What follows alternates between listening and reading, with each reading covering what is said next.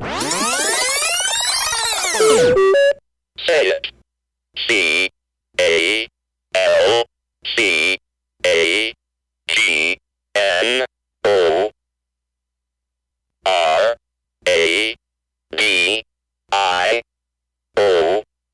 Island.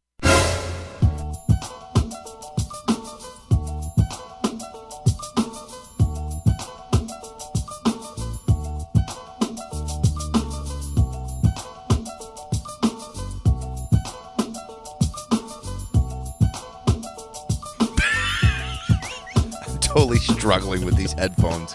Welcome back to this here edition, episode 60. This here edition of Cagno Radio. We're doing it out of Amarillo, Texas. Yeah. I've never been, I've been in Dallas before. Oh, I've been to all the big cities in Texas. I like Amarillo because they have the Big Texan. What is that? The Big Texan is a restaurant that's home of like in the movie The Great Outdoors, the old 96er. You can look it up on the internet. It's called the Big Texan, and if you eat it, it's a meal that consists of a 72-ounce steak. It's a steak that looks like a cinder block. Yeah. Okay. It's just a brick of meat. You got to eat the steak, a Texas-sized baked potato, which is about the size of a regulation NFL football. You got to eat, what is it? A roll. Let's see, a steak. Probably some sort of... Oh, a salad. You have to eat a small dinner salad, and then... With Thousand Island dressing, which is the worst part. Oh, gross. I know. But then listen to this. And then you have to eat shrimp cocktail, but you don't eat shrimp with cocktail sauce. It's cocktail sauce with chunks of shrimp in it. You have to eat it with a spoon? Yeah. Ew. And then if you eat the whole thing in under an hour, you get it free. How long do you got to keep it down, though? You just have... I don't know. But I saw a dude, and when you eat it... You saw a dude do it? Well... When I'm watching him, when you eat it, you sit in a giant throne made of antlers on like this elevated petrified tree stump. Oh my god! So you're up in front of the entire restaurant's all eating. And this guy, who's a thin guy, he had a big Wyatt Earp mustache, and the dude was he a hipster or was he a cowboy? No, he was like a cowboy dude. And this was 20 years ago, and he was in his mid 40s, and his wife was like, "If he doesn't get it, I get to get a dress," something like that. Yeah. And then, and so he's up there. He eats everything, and it's at the 50-minute mark, 55-minute mark. He eats everything out of throne of antlers. Yeah, and she turns to us and she goes, "You really got to cheer him on because he doesn't like shrimp." Oh no! And I'm thinking, why wouldn't you eat that first? So he takes a spoonful of cocktail sauce with shrimp chunks in it, which would make anyone puke, even if you like shrimp cocktail. He took it, did the whoop, where the puke came up in his mouth, and he swallowed Not today, it. Barry. He swallowed it down. He took a napkin, wiped his mouth, took a drink of water, put the second one in, put his two fingers over his lips as if he's kissing his two fingers, and puke sprayed out the corners of his mouth. And then he just opened it, and it looked like, if you've ever seen Stand By Me, the kid that they're cheering, and he pukes up all the pie. He just pukes. It's like The Exorcist. Yeah, dude just puked everywhere. Everyone was chanting for him, and then he just lost it. And then some kid comes out of the back with a mop and a bucket, mops up all the puke while everyone else is eating their food, and everyone went on like it was nothing. It's nothing just to see a grown man puke 8 pounds of steak. And don't forget he's sitting on a throne in front of everybody. Yeah, throne of antlers. Yeah. Throne of antlers on a 6-foot elevated tree stump. That was Amarillo. How much did you have to pay for this meal if you don't do it? I think 20 years ago it was $55. That's a good steak. A 78-ounce steak for $50. Yeah. You go to Ruth Chris, you get a 4-ounce steak for $55. I know. I one time was in Vegas and I had $1 steak. Oh, seriously? It was not shoe leather? No, it was not the worst steak I've ever had. It was highly marinated, I'll say that. Oh, yeah. I think it was tenderized. round steak or something. It was on Fremont Street. Have you been to Vegas before?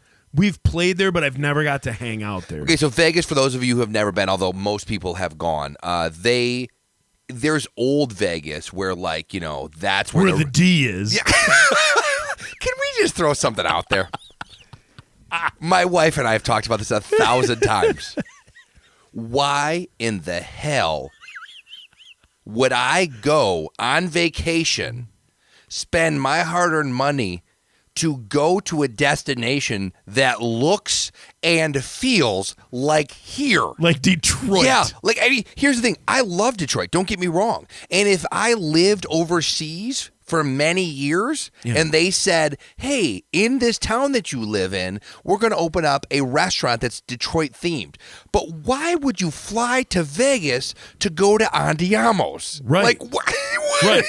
Or American Coney Island. Oh my gosh, you okay? Yeah, why though? I don't know. I hear those spots, they run those all the time. It's like, hey, skip the strip and go to the D Las Vegas. I'm not wishing any ill will on the D Las Vegas, but why would anyone from here go to Vegas to be here? I don't get it. Yeah. I don't get it, but people must do it. Right. No, yeah, that I've never thought of that. Yeah, I don't understand. It'd be like saying, Joe, what I'm going to do is I'm going to make a hotel room that looks and feels like your bedroom. And you can pay to go stay there.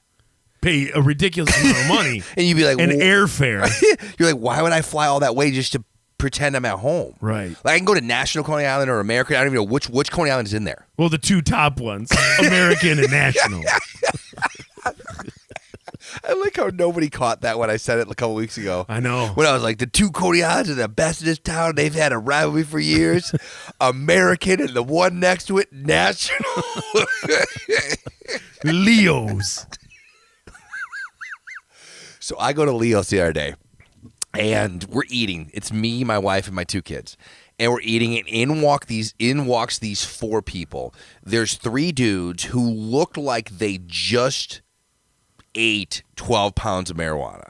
Okay. Like they were so high they could barely walk. And there was a girl who it was Sunday, so it was the day that it was kind of warm outside.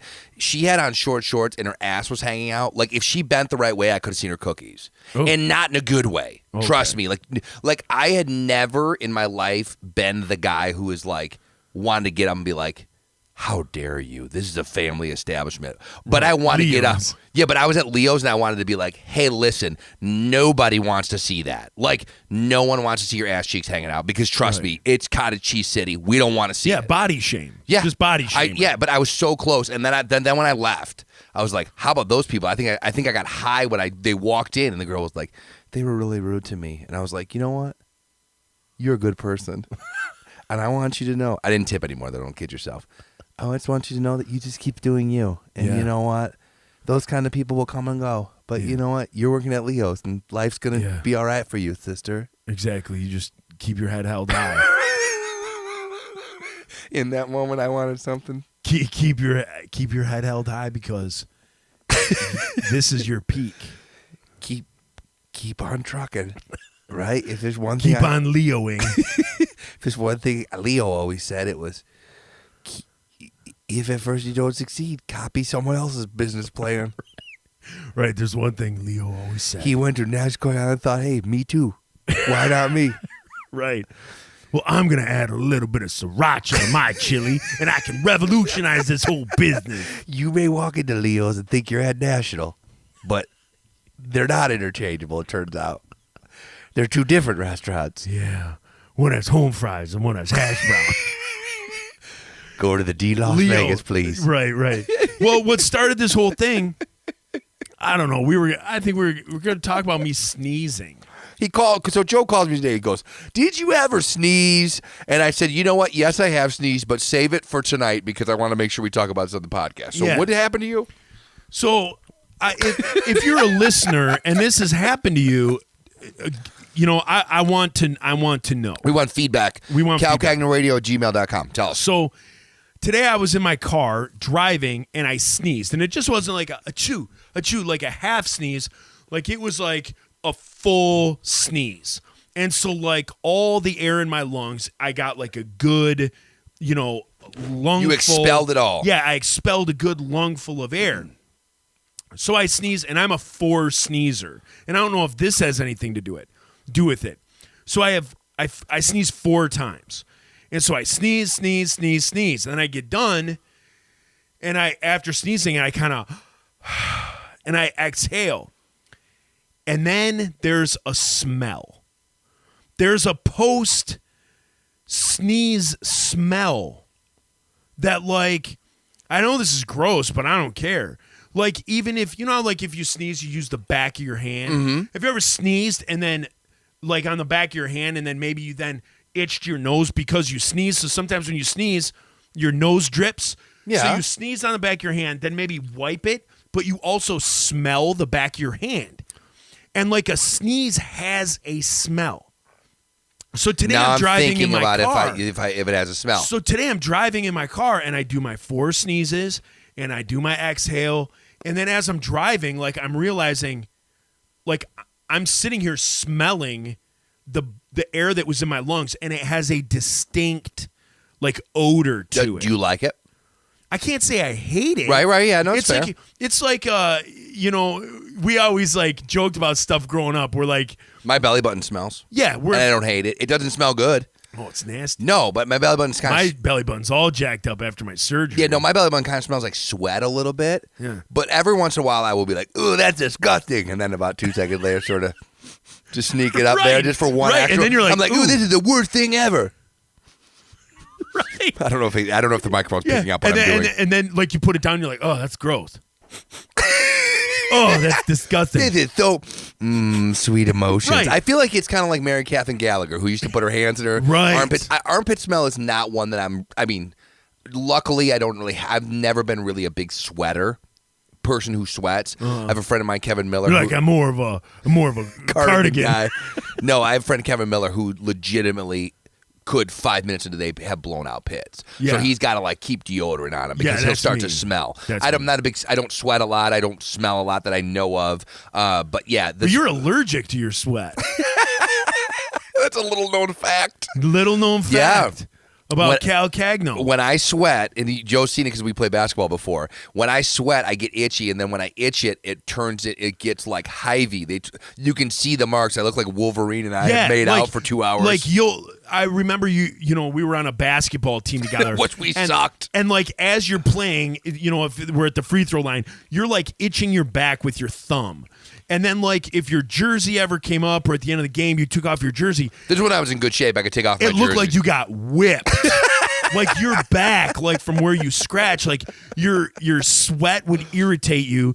Then you'd itch, and wherever you itched, it would like hive up. Yeah, it's crazy. It would be like sort of a raised thing. And I don't know it's because I'm allergic to nuts, because that would make no sense, actually. But something's weird about my skin, and maybe I have nuts on my hand. But yeah, you're right. It looks like I have been, like you said, like whipped. Yeah. Like whipped. Right. Whipped. Yeah, I've been whipped. So do you like the smell of your lungs? I kind of do. It's like an interesting smell because I can't say that it's like, I can't tell you like, yeah, it smells like this or it smells like that. Well, it's like asking what cheese tastes like.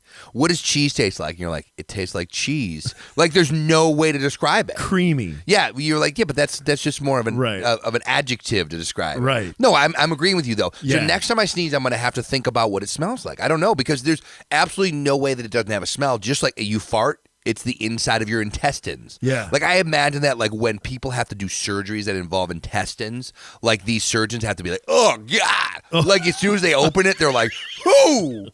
It looks like the end of Ghostbusters when Right. like just things are flying out Right. everywhere. Whoo, sweet Lord, what is going on in here? I remember I hit a deer. Hit a deer once. Segue. And the deer got hit like the back part of it, and then it died on the side of the road. So I was moving it, but it's like the butthole and everything was blown out. So it's like it stunk so bad. And so then when I went in and had my surgery and they gutted me like a fish, I was thinking, do I smell like that deer? Like I was all self-conscious in my doped up state. You're laying there like, doctor, do I smell like a dead deer on the side of the road? He's like, what?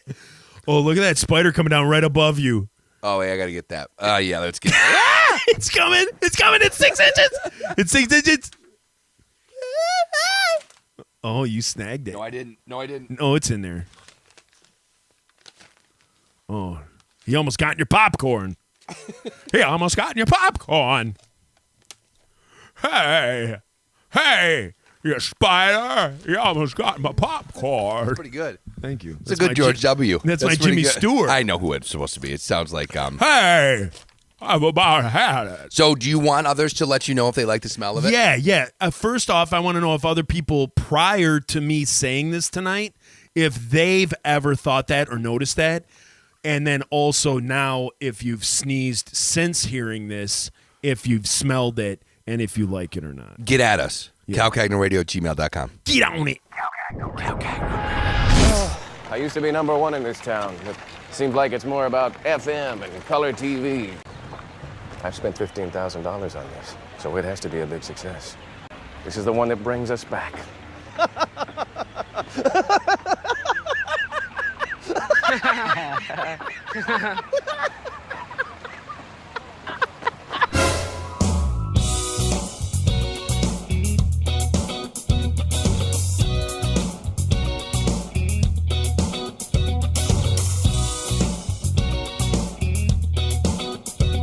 See, Verne Troyer died? I did see that. Yeah, Austin Powers superstar, it says on this. I got this off the newswire. It says, and I quote, Austin Powers superstar Verne Troyer passed away Saturday at the age of 49. No word on the cause of death, but a statement from his people suggests that it had something to do with a lot of the demons he was battling. Mike Myers says he hopes he's in, quote, a better place. How horrible that they asked Mike Myers about what he thinks. I mean. And what's even worse is that he says, I hope he's in a better place. Like, not like, no, take solace. He's in a better place. I hope he's in a better place. Mike Myers. Who's meaning there's a little doubt in my mind that due to Verne's activities, he may not be there. I am by no means a medical doctor, but I'll tell you what. The fact that a guy who was built like he was and had a life that he had, and I understand he was battling demons or whatever, he lived to be 49 and he was a little person. That's pretty impressive. I think it's impressive that he battles demons. Like a warlord. Like an archangel. Like he just battles demons. Like on the daily. Like we all just go to work and he wakes up every day and he can see demons and he fights see them. The third dimension. Right. And he just fights demons all day. What do you do for a job? I'm a stockbroker. What do you do? I battle demons. Because that way he talks. Everyone's like, he must be high. He says he's battling demons. And he just like every day just wakes up like, I don't want to do this again today. And when he opens his eyes, he just sees that third dimension and the legion of Satan's minions coming after the world. Exactly. He just grabs that. He gets on that motorized cart and heads into battle. Yeah, he just grabs that crucifix and a gallon of holy water and walks into the basement. He's got a tank top, jean shorts, on a Air Jordans. On a You got to do it in style. A rascal scooter. Because remember, he had the high voice, too. Yeah. Time to die. I don't know why he talks like that. High-ass voice like Aaron Neville. Speaking of that. And I'm fighting the devil.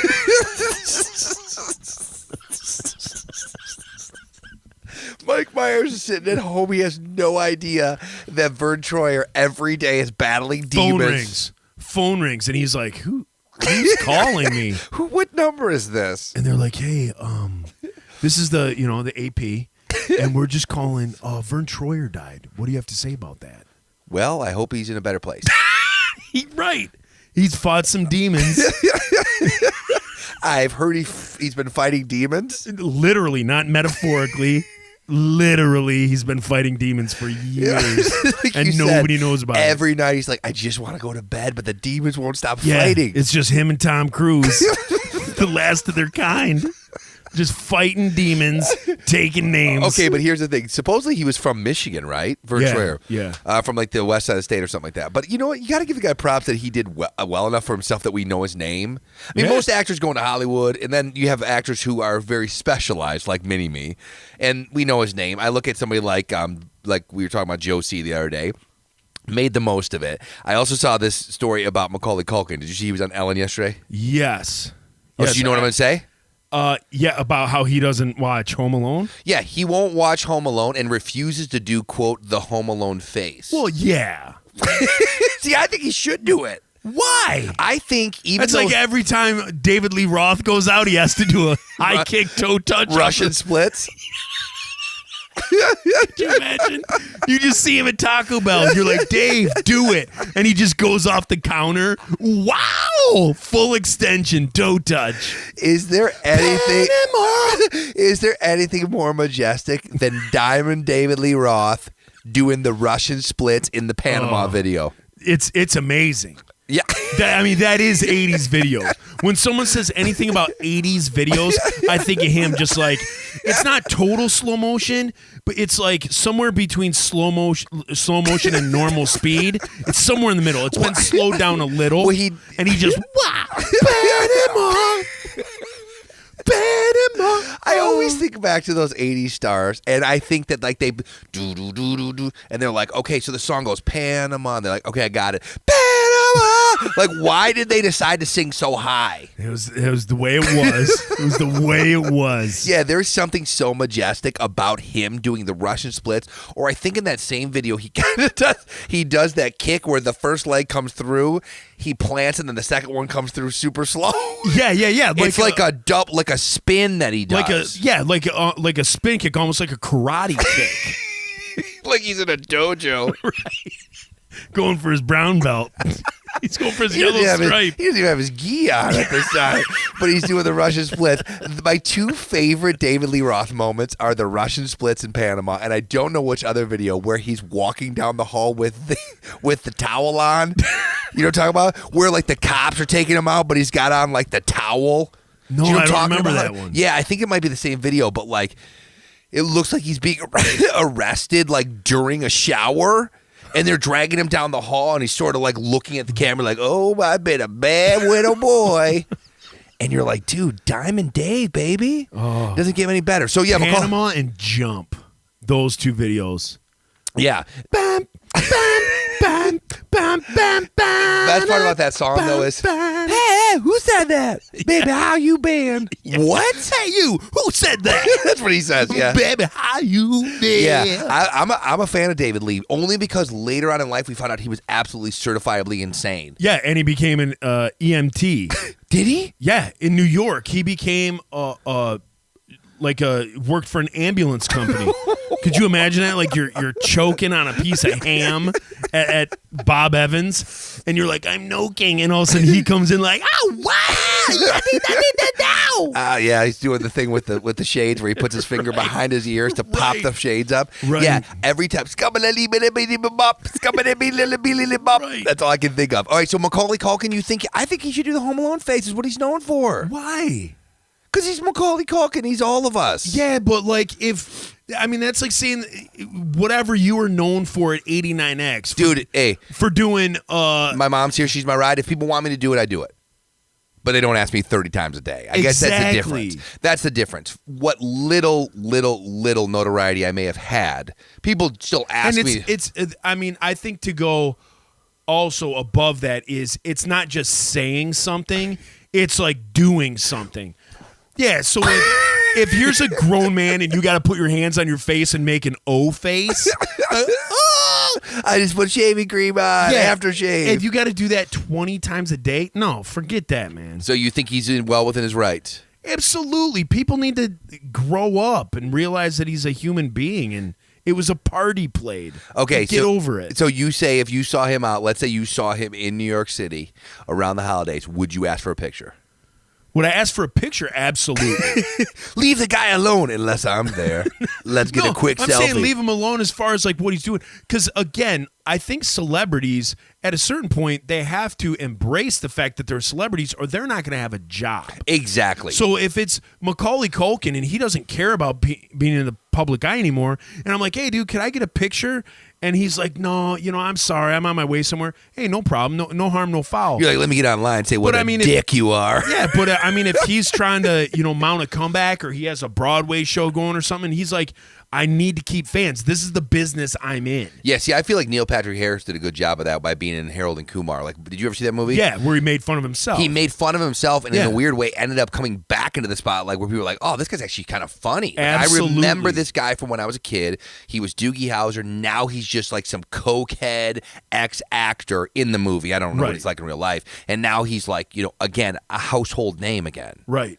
Now he's on Series of Unfortunate Events, which I can't tell if I like that show or if I hate it. I think it's phenomenal, and I think Neil Patrick Harris is like brilliant in his acting. Okay. Like, I think I don't know if Netflix is like up for awards. Like, I don't know when award shows come around. Like, if Netflix shows are part of that. Yeah.